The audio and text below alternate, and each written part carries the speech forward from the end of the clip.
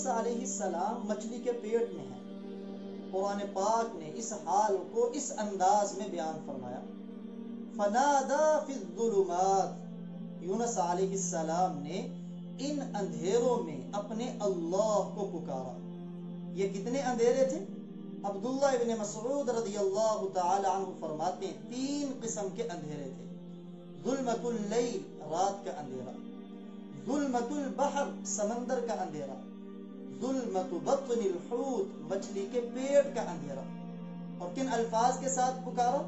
لا الہ الا انت، اے اللہ تیرے سوا کوئی معبود نہیں.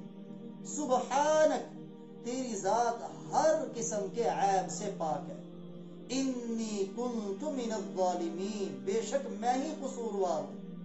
تو جب یہ الفاظ اور یہ دعا مانگی، اللہ فرماتے ہیں فاستجبنا لہ، ہم نے یونس کی دعا کو قبول کیا.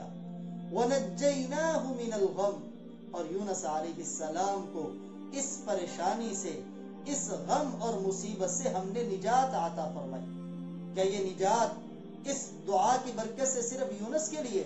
فرمایا نہیں، وَكَذَلِكَ نُنْجِي الْمُؤْمِنِينَ، ہم ایمان والوں کو بھی اسی طرح نجات عطا فرمائیں.